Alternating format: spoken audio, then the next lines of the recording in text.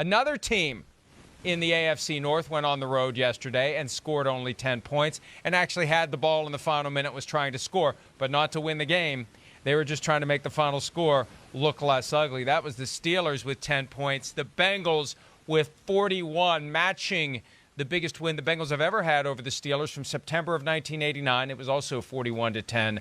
Unbelievable performance by the Bengals. Sweep of the Steelers, which doesn't happen often by anyone in that division, particularly not the Bengals.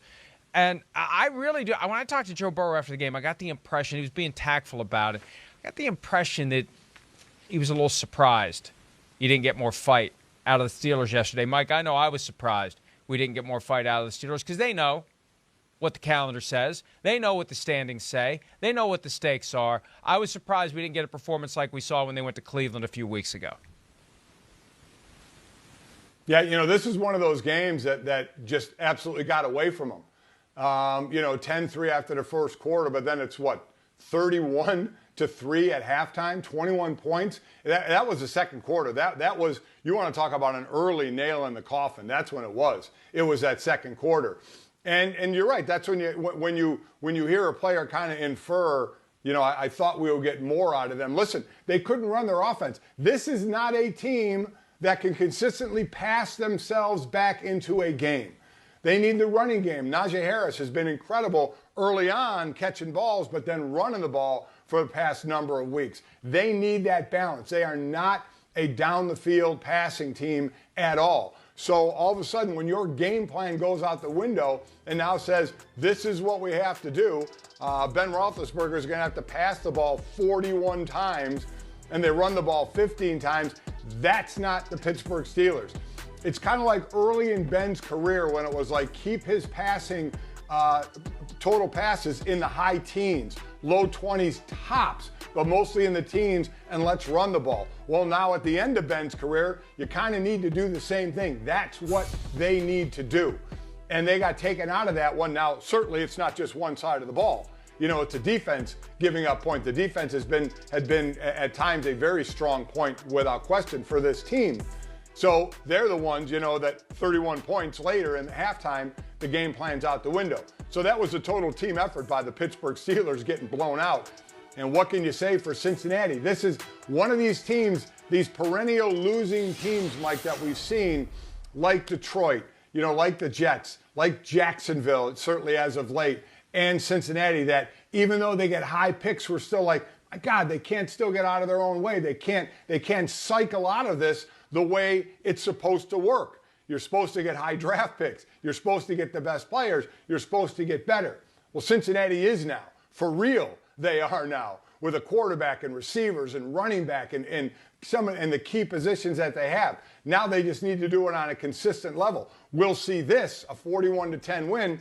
But unfortunately, out of them, you'll see a stinker, occasionally as well. 2 good, 1 bad, or 2 bad, 1 good. That will be the sign of them taking even that next step. They're away from the other teams I mentioned as far as developing, getting talent, and now start to go in the right direction without question. Now it's doing it on a consistent basis. But you see what they're capable of when they're hitting on all cylinders on offense, and certainly give defense credit as well. But like I said, Pittsburgh passing back into a game, that's basically a feeding frenzy.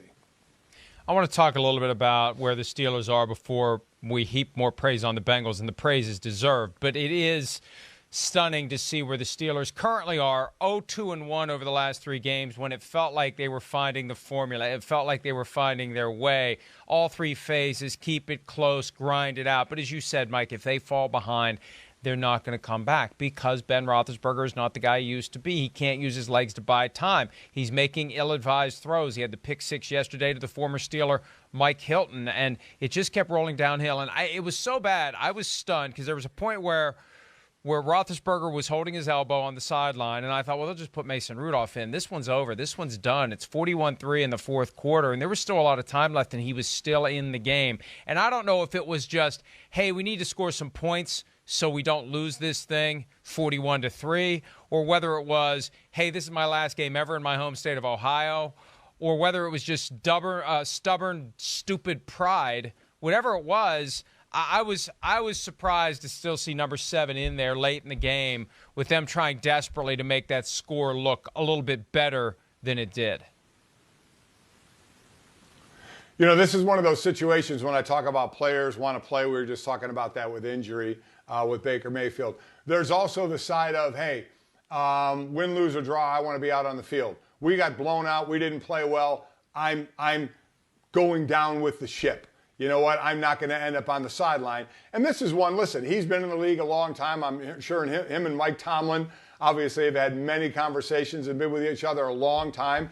And I'm sure that could have been, maybe that wasn't even the discussion because they know each other so well that Mike knew Ben wanted to stay in the game and finish the game. So maybe they didn't even have to talk about it. It was never even going to be a question. Or maybe it's not even a question with Mike Tomlin. Hey, we're getting beat. Stay out there. You know, we're out there through thick. We're out there through thin. And this is about as thin as it gets. And you're going to stay out there. But I think that's also a player mentality as well. Speaking from someone who's been on the field, is like sometimes when it doesn't go your way, you know what? You stay on the field. You finish that game out. And I get what you're saying. You know, why risk it? Put the backup, especially at the quarterback position, put the backup in. But again, it's just that mentality of, I want to be on the field. You know, even when we're losing, even when we're playing bad, even when I'm playing bad, I want to finish this game out. So again, it would fall on the head coach, in this case, Mike Tomlin, to say, you know what, enough's enough. Sit down. Let's not put you in any undue harm here. Though I highly doubt there was even that conversation, to be honest with you. Well, and in their defense, they're so rarely in that situation. They have no experience with how to deal with a situation like that. And what do? I don't know. It hasn't happened in a long time.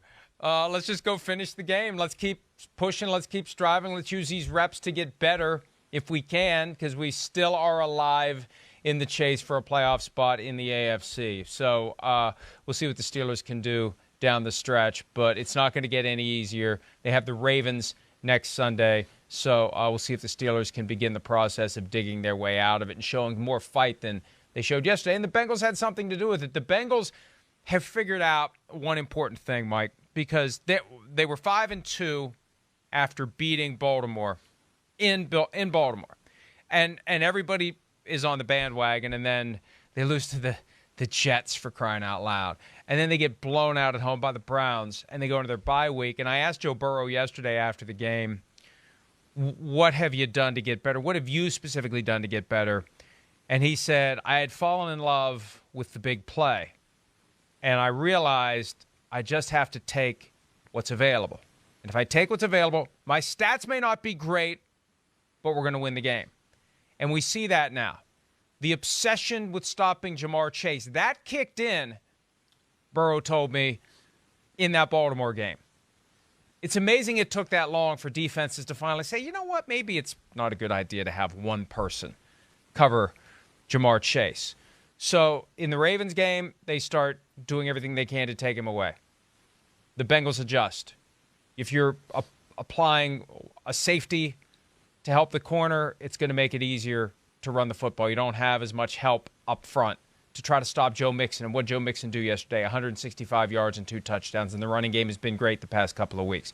You got a guy like T. Higgins, who catches a 32-yard touchdown pass. Why? Well, if you watch the play, it's because they got press coverage on Jamar Chase. Minkah Fitzpatrick has rotated over in that direction. It's single coverage. Joe Burrow takes the shot.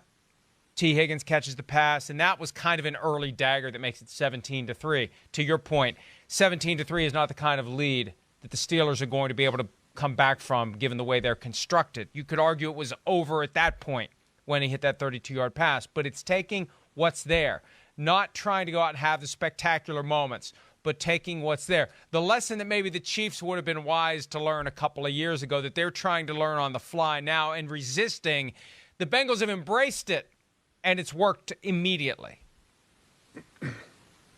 Well, the only thing I'll say on the other side of that for Kansas City, they've been in the last 2 Super Bowls. So True. It hasn't not been working. Their big plays have been working to get them to the Super Bowl. Now, they didn't win this last one, but they won the one before that. So they've had success.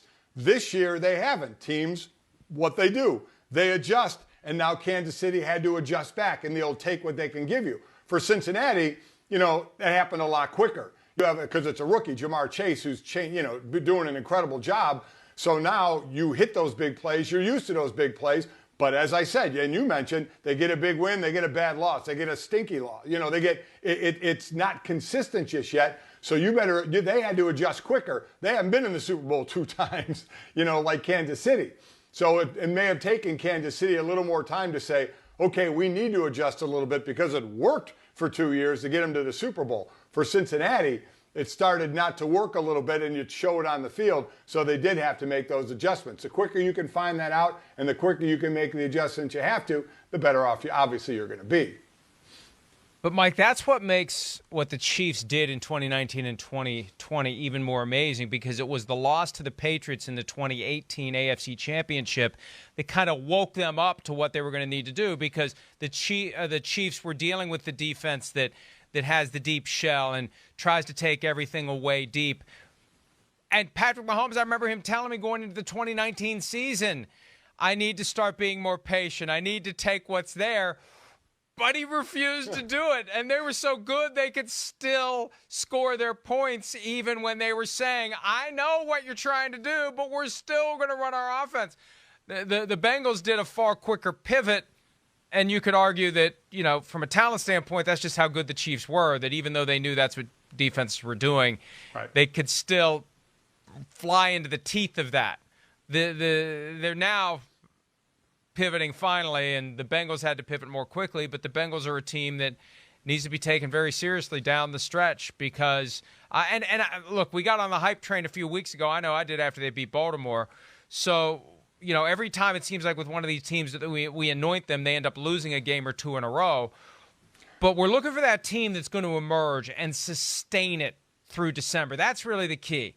Can the Bengals take what they did yesterday, Mike, and sustain it through December and into January? If they can be a very dangerous team. Yeah, but we don't know, right? Because we haven't seen it out of them. I mean, this is again, Cincinnati crawling out of that space they were sharing with Detroit and with the Jets and with Jacksonville, but they're out of it now. They're out of that space without question, but we've never seen them do it at a consistent rate. Now that's next. Now that's what we need to see is the consistency, because you ask for a consistent team. Well, it was one that was controlling, the last couple of decades in the New England Patriots, and now a 6-game winning streak. They're the model of consistency. Not always flashy, but consistent. So, yeah, Cincinnati, can they be? That's a magical question that we have no idea of the answer to because we haven't seen it out of them yet. And we'll see it soon. Chargers, who are very up and down, come to town. Then the 49ers at Denver, the Ravens, the Chiefs, and the Browns to finish the season for the Bengals. So some tough games coming up. But as it relates to the mindset in Cincinnati, as you say, they're digging out of that cluster of dysfunctional teams that will always lose. They'll make a lot of money, but they'll always lose. I asked Joe Burrow what it meant to beat the Steelers twice, and he said some things that we played earlier, but this really stuck with me. I think we've set the standard this year of what it's supposed to be. We're supposed to go out and beat our division and beat the Steelers. I think this year we've set the standard of what it's supposed to be for the next 5 to 10 years. And that's tough for football fans to get accustomed to, the idea that the Bengals are going to be in the conversation among the best, not the worst, for an extended period of time, Mike. So here's the thing. Joe Burrow has been in the league how long? 2 years. So Joe Burrow goes to the Cincinnati Bengals. He knows the history. He knows they haven't won, but he hasn't been part of that. So you get players of today that are like, okay, the fans understand that. Listen, I did the game against Jacksonville on a Thursday night where Jacksonville had a 14-0 lead, and the Bengal fans booed the Bengals going off the field at halftime because Bengal fans have that memory because they've lived it year after year and decade after decade. Joe Burrow hasn't. Jamar Chase hasn't. They've been in the league 2 years and 1 year. So as far as they're concerned, they're starting a new era there because they weren't part of that. They know the fans were and they hear the stories, but that wasn't them. So they're not associating themselves with the losing part of the Cincinnati Bengals. They're associating themselves with the now and with the fact that they're winning games. It's funny to think back to that Bengals-Jaguars game and the Urban Meyer weekend that followed. It feels like it happened years ago, doesn't it? Hi, I'm Mike Tirico, and thanks for watching. Make sure to hit subscribe for the latest news and highlights from NBC Sports.